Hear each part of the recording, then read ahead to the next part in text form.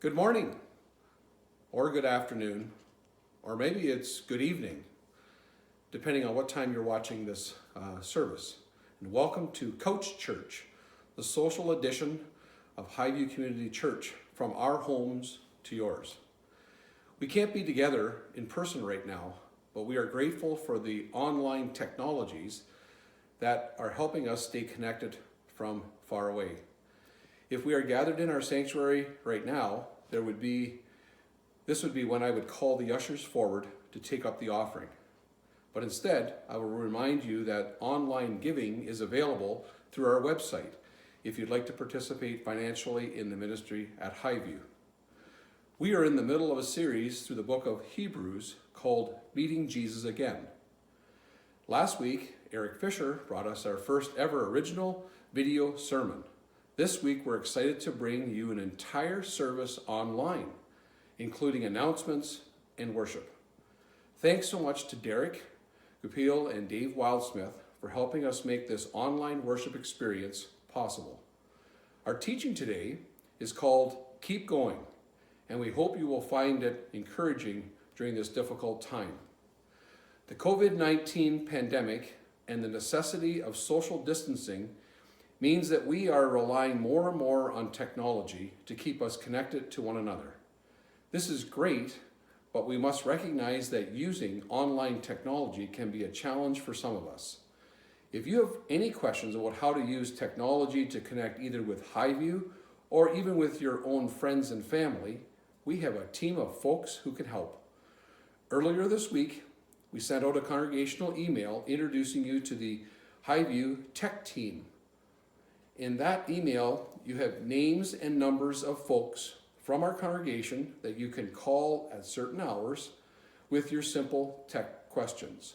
Questions could include things like, how do I find Highview's Facebook page? Or how do I use FaceTime or Google Hangouts? Or how can I make my microphone or camera make sure that they're on when making a video call? We hope that this ministry will make it easier for all of us to stay connected to one another during this time when we need to be physically apart. Our scripture today comes from Hebrews 12, 1-3. Therefore, since we are surrounded by such a great cloud of witnesses, let us throw off everything that hinders and the sin that is so easily entangles, and let us run with perseverance the race marked out for us, fixing our eyes on Jesus, the pioneer and perfecter of faith. For the joy set before him, he endured the cross, scorning its shame, and sat down at the right hand of the throne of God.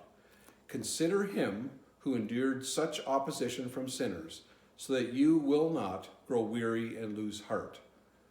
Let's enjoy the rest of the service. Hello, everyone, and welcome to church. All right, well, I hope wherever you are, you're ready to sing your guts out. Because these songs are reminders. They help us to remember who God is and what he's done for us, and we could use that right now. All right, let's do this.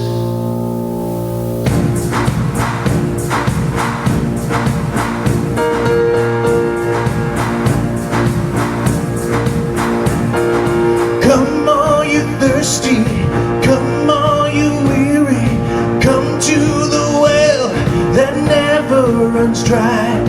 Drink of the water, come and thirst no more. Come all you sinners, come find his mercy. Come to the table, he will satisfy. Taste of his goodness, find what you're looking for. For God so loved the world that he gave us his one and only Son to save us. Whoever believes in him will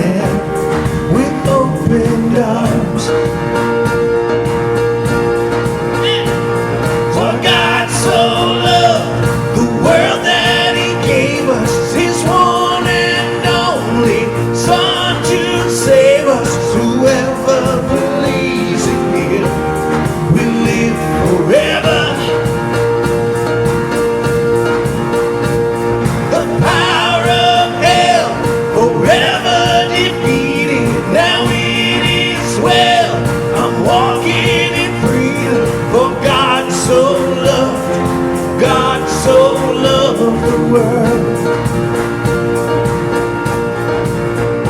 Praise God,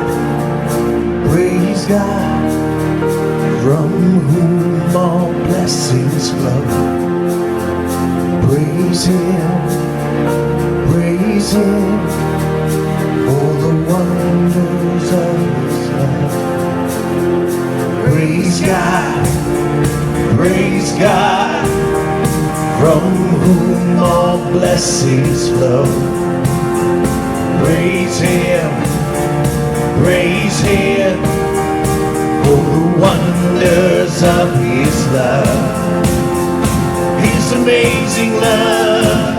For God so loved the world that He gave us His one and only Son to save us. Whoever believes in Him will live forever.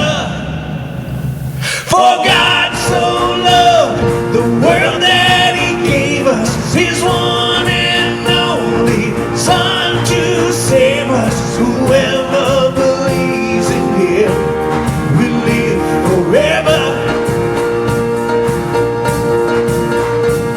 The power of hell forever defeated. Now it is well. I'm walking in freedom. For God so loved the world. Bring all your failures, bring your addictions, come lay them down at the foot of the cross. Jesus is waiting. God so loved the world.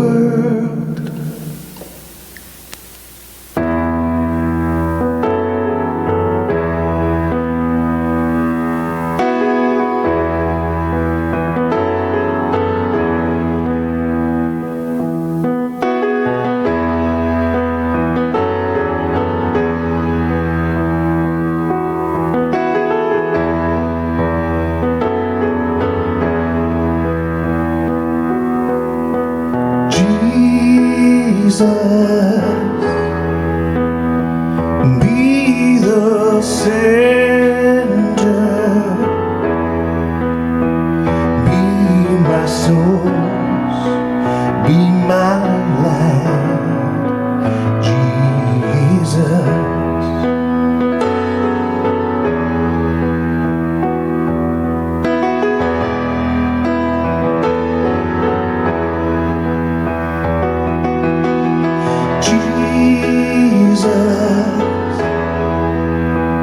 Be the center,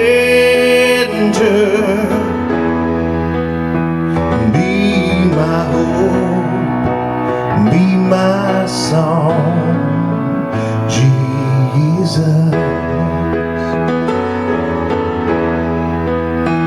Be the fire in my heart, be the wind in my sails, be the reason that I live, Jesus.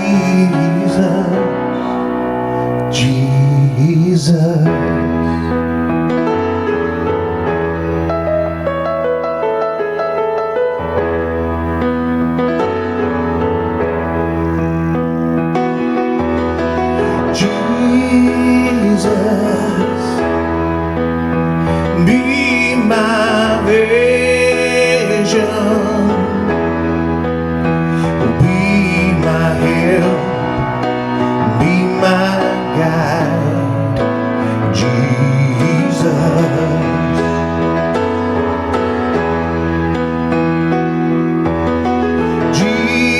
Jesus, be my vision,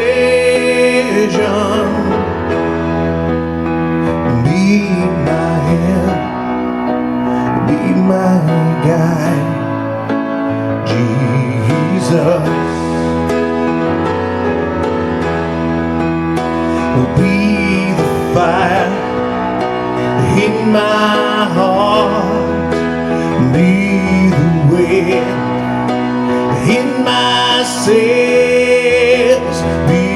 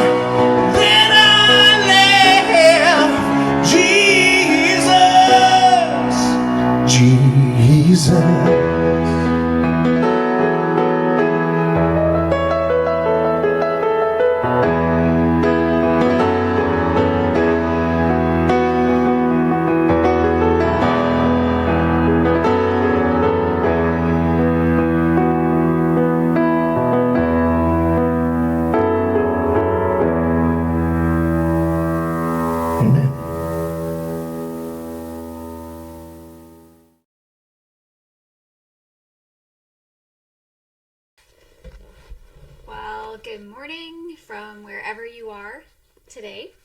I want to start by showing you a picture of my dad. I hope that you can see this clearly from where you are. This is my dad's favorite picture of himself. My dad's the guy in the yellow shirt there. This is a picture of my dad running the Minneapolis State Marathon in 1991. Now, in case you don't know, a marathon is 26 miles or 42 kilometers, or as my dad is fond of saying, just a long day on your feet. Now, my dad was rightly really proud of this accomplishment, this thing he did, this running a marathon. And so, like dads and moms can do sometimes, he talked about it a lot with my siblings and I when we were growing up. And I was always very impressed with this accomplishment. Like, wow, Dad ran a marathon.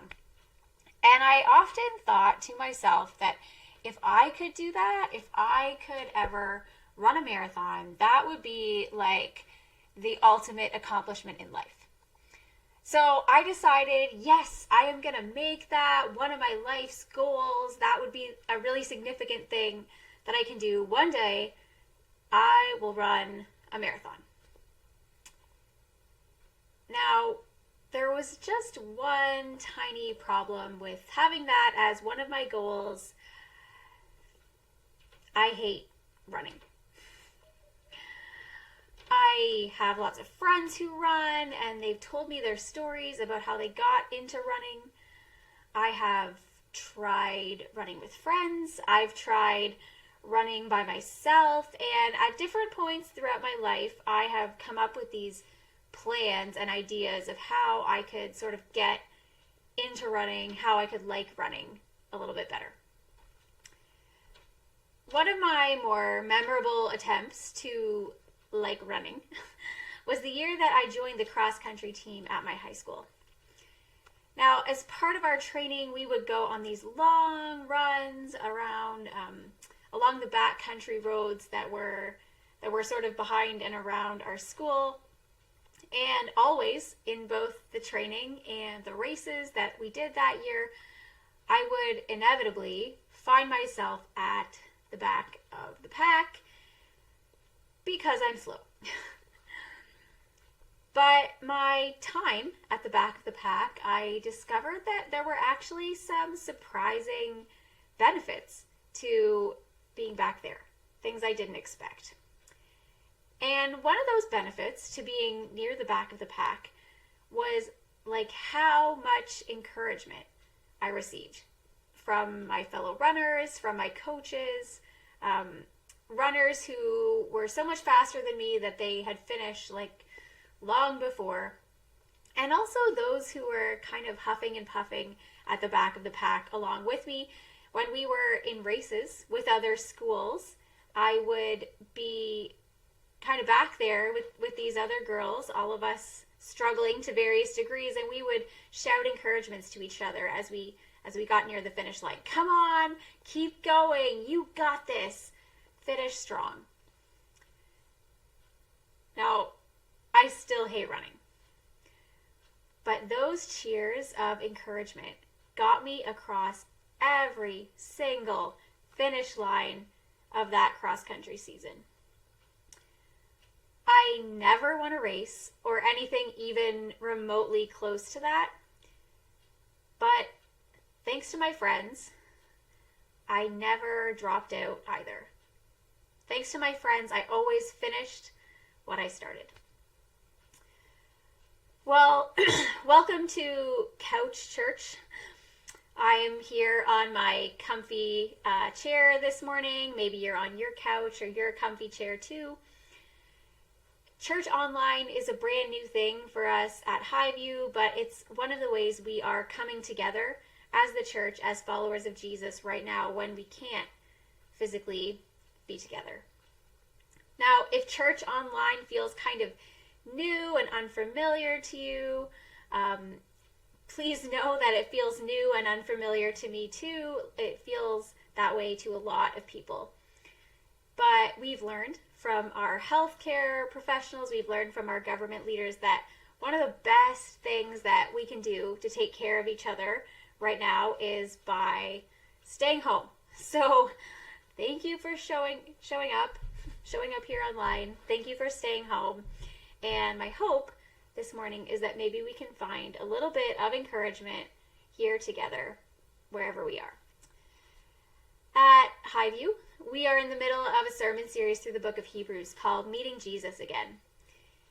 And just as a recap, Hebrews is an anonymous letter in our Bibles written by a leader who really thinks and writes like a pastor, for the purpose of encouraging his people, most likely a small, disheartened house church in the Roman Empire during the second half of the first century. Now, there is some evidence regarding the timing, like when was this letter written? There's some evidence that the book of Hebrews was written in the second half of the first century as the persecution of Christians was really ramping up under the Roman governor Nero. Now, for you history buffs, if you know anything about Nero was, what's a good word for Nero? Nero was self-obsessed. Nero was narcissistic. Nero did all sorts of crazy things, mostly for his own glory. And Nero's reign was really a terrible, discouraging, terrifying time for Christians and for the early church. So if that is, in fact, when Hebrews was written, it's not difficult to see why believers living during that period of time would find that they need some encouragement. And I can't help but sort of marvel at the timing of God. At Highview, we like to plan things well in advance, far in advance. And we planned this series through the book of Hebrews long before there was a worldwide pandemic. The thought of preaching our sermons from our homes and having you watch them from your homes was not something that was ever in our minds. And yet, the book of Hebrews just seems so timely for us right now in our current circumstances, because maybe we could use some encouragement too. This series is about falling in love with Jesus, and maybe that means falling in love with Jesus all over again if you've been following Jesus for a long time, or maybe that means falling in love with Jesus for the very first time. This series, which we started at the beginning of March, which seems like a very long time ago for a lot of reasons, but we started this series at the beginning of March, and it's intended to take us all the way to Easter, so we're quite deep into the series by now. And here's just a quick recap of where we've been so far. On March the 1st, we talked about how Jesus is God's final word, final and most authoritative word to human beings. And we recognize together that God has spoken in the past, but God still speaks. God still has something to say to his church, and he says it best and most authoritatively through the person of Jesus. Then on March the 8th, we looked at Jesus in his role as our great and merciful high priest. Because he's fully God, Jesus offers the best and most permanent sacrifice for our forgiveness. Yet because he's fully human, he gets it, and we can trust him. On March 15th, 2 weeks ago, our last live and in-person service for a while, we encounter Jesus in his role as mediator of a new and better covenant between God and human beings, securing our forgiveness once and for all. And then last week, Eric Fisher, our youth director, preached from his basement about the blood of Jesus, marking Highview's first ever video sermon. And it's been neat to watch some of you engaging with Eric's teaching online. So go, Eric. Way to blaze the trail for me and for what we're doing for the next little while. This morning's message comes to us from Hebrews 12. And the preacher's point in this passage and my point for this morning is very simple. keep going. Check it out, Hebrews 12, 1-3. And I will be teaching from the NIV this morning, like I usually do, but any translation of the Bible that you would like to use is fine. Hebrews 12, 1-3. Therefore, since we are surrounded by such a great cloud of witnesses, let us throw off everything that hinders and the sin that so easily entangles, and let us run with perseverance the race marked out for us, fixing our eyes on Jesus, the pioneer and perfecter of faith. For the joy set before him, he endured the cross, scorning its shame, and sat down at the right hand of the throne of God. Consider him who endured such opposition from sinners, so that you would not grow weary and lose heart.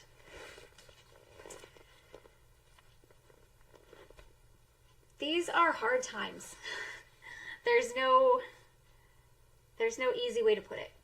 These are difficult and confusing days. The kids are at home with us because the schools are closed, and maybe we're trying to work with kids at home with us, and that's a thing. Many of our workplaces are closed as well. Some of us have been laid off from our jobs because of COVID-19. We are trying to take care of each other and reach out from each other, which ironically we do best right now by staying away from each other. I am so grateful for our government leaders and our healthcare workers and the providers of other essential services, those who work in grocery stores, those who've been working around the clock to really provide us with what we need during this time. Groceries, healthcare, medicine. You guys are truly heroes. So thank you. Yet, even though I'm reassured in a lot of ways by the measures I see our government taking and how people are reaching out and caring for each other, I have to admit that sometimes in these days, I still feel a little bit like that 17-year-old high school student, the slowest person on the cross-country team, who's huffing and puffing at the back of the pack. Maybe you feel like that sometimes too.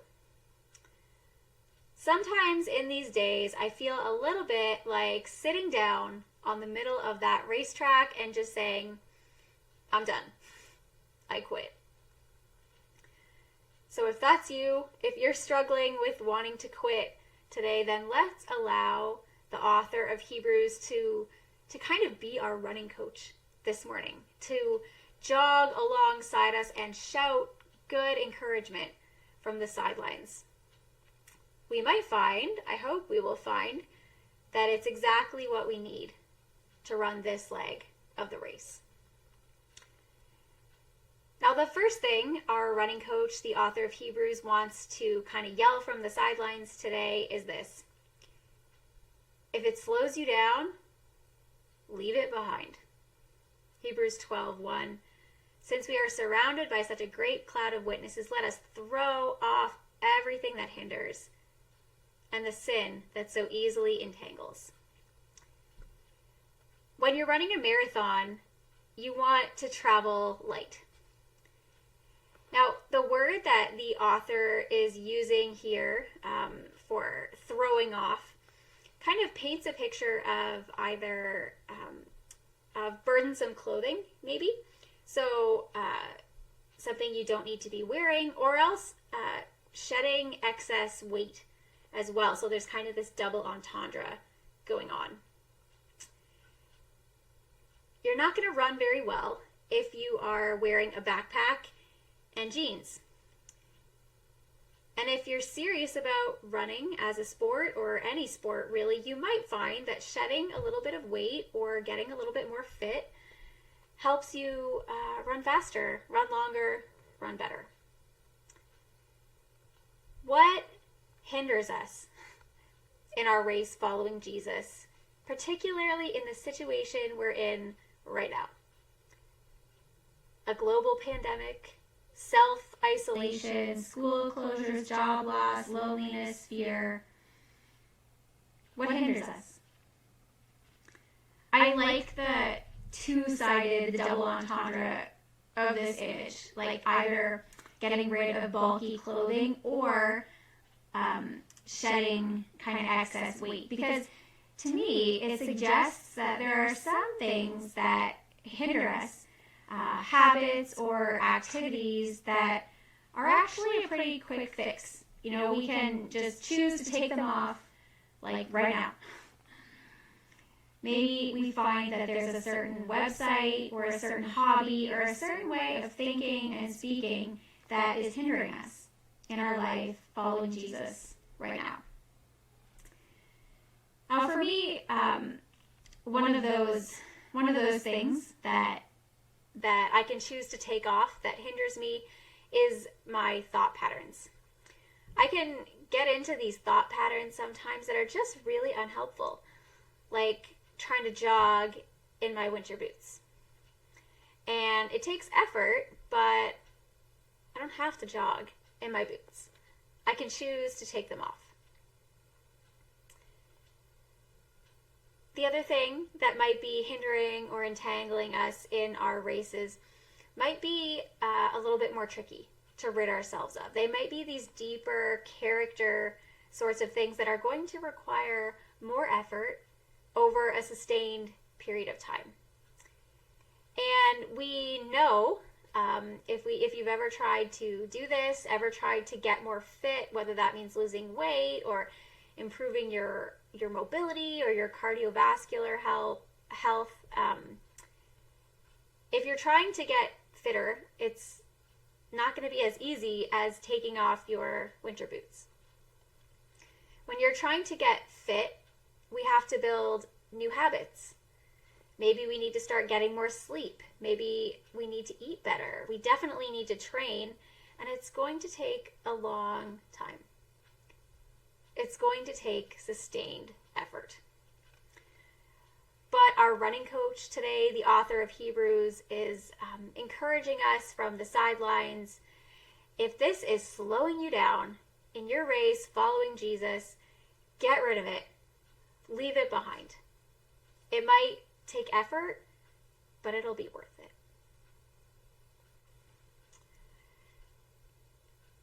The second thing our running coach, the author of Hebrews, is shouting at us from the sidelines today is this: run your race. Run your own race. Hebrews 12, the later part of verse 1, let us run with perseverance the race marked out for us. Now, the author of Hebrews is working with this image. He's painting a picture that the Christian life is like running a race. This is called an analogy, when you use one thing to explain another thing, and preachers love analogies, and I know that firsthand. But analogies have limits. Analogies break down at some point, and we always need to be aware of where they break down. Following Jesus is like a race, but it's not a competition. The only one you're racing against when you follow Jesus is you. And the point is not to beat other people. The point is to finish your race. We are spending a lot more time online than we usually would right now. And that can be a really good thing, because our digital technologies are allowing us to stay connected to one another at a time when necessity dictates that we have to be apart. Physically, online tech is how I am preaching this sermon this morning, how our entire service comes to you today. And that's great. It's how you check in with your friends and family. It's how you're loving your neighbors, and these are really good things. But, and one of the dangers of life online, I think, is that it kind of exacerbates or makes worse our natural human tendency to compare ourselves with others. whether it's another parent whose social media feed is making you feel like they are acing this kids at home thing, they've got all these creative ideas, or maybe it's somebody whose at-home workouts just seem so much better than yours. Maybe it's even another Christian whose updates are kind of making you feel like, oh, maybe I'm not doing enough. Maybe I'm not spiritual enough. Now, for me, the desire to compete and compare is one of those character issues that I will probably have to be working on and working against my whole life. It's an area of spiritual unfitness for me, and it has caused some strain and even damaged some relationships and some friendships over the course of my life, this drive I have to compare myself to others. But it's important to remember that this image of the race in Hebrews 12 is not about that. It's not that kind of race. It's not about you competing with others. It's about looking ahead at the path and the race that's before you and running that race. What's your race? How has God uniquely called you to follow him in the particular circumstances of your own life right here and right now? What does your race look like?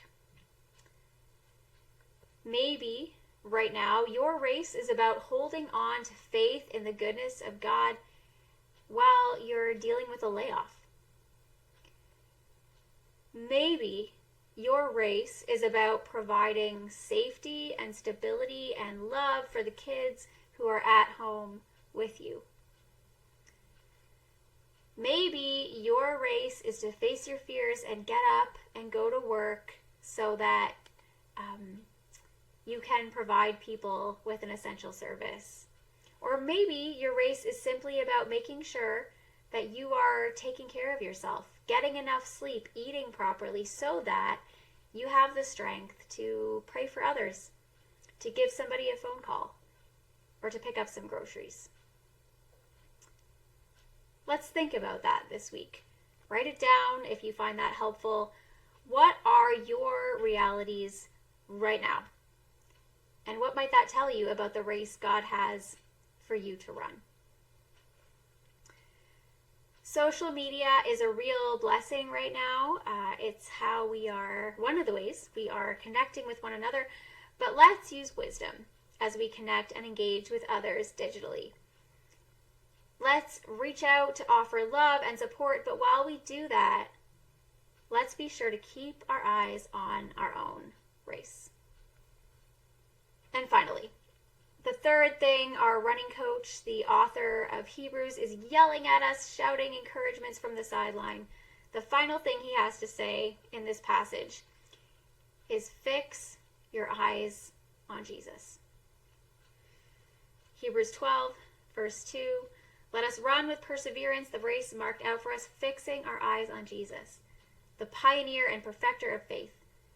For the joy set before him, he endured the cross, scorning its shame, and sat down at the right hand of the throne of God.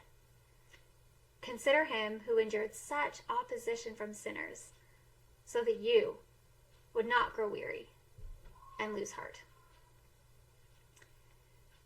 No matter what goal you're trying to accomplish, whether it's running a marathon or writing a thesis or completing some college courses or fundraising for a trip to Thailand, if you are going to make it to the end, you have to have a clear picture of what that end is. In the Christian life, the method and the means and the end is Jesus. Jesus' sacrifice is the means by which we gain access to God. We've been talking about that a lot throughout this series. He's also the method because he provides us with the strength we need for the journey, and he's the end because the reward of finishing the race is an eternity together with him. Fix your eyes on Jesus. Keep the end in mind and surround yourself digitally, of course, right now. Surround yourself with others who are fixing their eyes on Jesus too. The author of Hebrews talks about this great cloud of witnesses that surrounds us. And in the Greek, it's this concept, witnesses has this concept of martyrs. Earlier in Hebrews 11, the author had finished going through this long list of people, particularly from the Old Testament, who held on to faith and ran their races well. Now, as we're reading Hebrews 11, we might be inclined to think about a stadium, and all these people who have run before us kind of looking down and watching our race. But that's not exactly how this image is working. It's not that they look at us.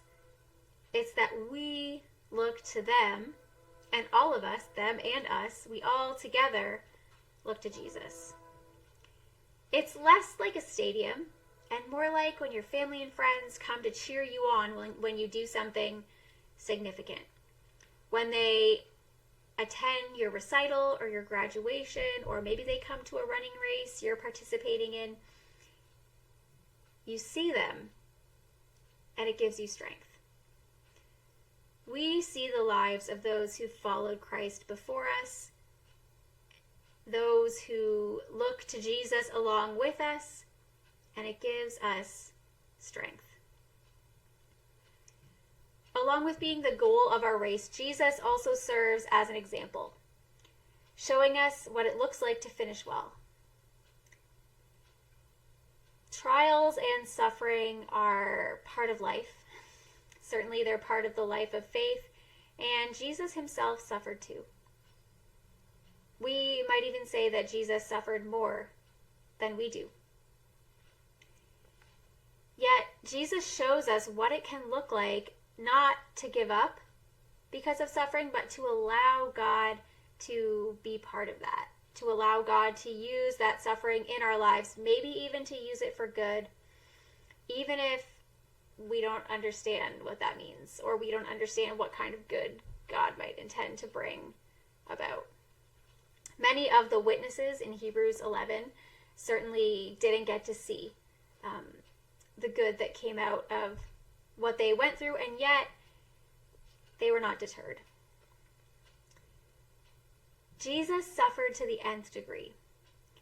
Not only the physical agony of crucifixion, a disgusting and shameful way to die, but relationally, psychologically, spiritually. In the sin Jesus willingly took on himself, our sin, he was separated from the Father, with whom he had only ever known love, intimacy, and unity for all eternity. I love Hebrews 12:3. It's one of my favorite verses, and it's one of my go-tos when I am tempted to quit. Here's my favorite part. Consider him who endured such opposition from sinners, so that you would not grow weary and lose heart. Sometimes when I'm at the end of my rope, I take this verse and I insert my own name. Consider him who endured such opposition from sinners, so that Erin would not grow weary and lose heart. Try it. Read it out loud or write it down. Hebrews 12:3.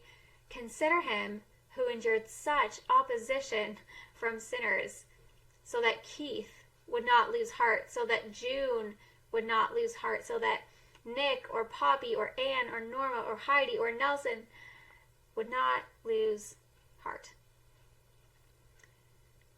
Our passage today, and really the entire book of Hebrews, is about encouragement and perseverance. And the author is kind of like a running coach shouting encouragement from the sidelines. He's yelling at us in a good way, good yelling. If it slows you down, leave it behind. He's shouting, run your own race. And finally, he's reminding us in a loud, strong voice, keep your eyes on the finish. Keep your eyes on Jesus. All of these encouragements can help us as individuals run well for Jesus, but they can also help us run well for Jesus together. It's not only about me or you. Running well for Jesus serves our neighbors too. One of the things I've gained a new appreciation for throughout this whole COVID-19 thing is how connected we all are to one another. We are being asked to stay home, to stay away from others outside our own household. We're being asked to do that as much as possible because this virus, is really, really contagious. And I think we've also seen during this time that the panic and the fear surrounding this virus are contagious as well. We've seen a little bit of that in our grocery stores sometimes recently. You know what else is contagious? Courage, kindness, faith. As you throw off what gets in your way and slows you down, in your pursuit of Jesus, as you say no to competition and comparison by running your race, and as you fix your eyes on Jesus, the method, the means, and the end in all of this, maybe, just maybe, your perseverance might make it a little easier for someone else to do the same. Let's pray. Dear God, the world feels scary right now, and many of us feel like quitting. Don't let us quit. Give us the courage to throw off what gets in our way, to run our own race, and to fix our eyes on you. And as we do that, help us become part of that great cloud of witnesses for one another, cheering each other on, looking together to Jesus. Thank you for hearing us. We love you. Amen. Thank you for joining us online, and I hope that you've been encouraged this morning, and I'll see you on your device at the same time next week. Take care.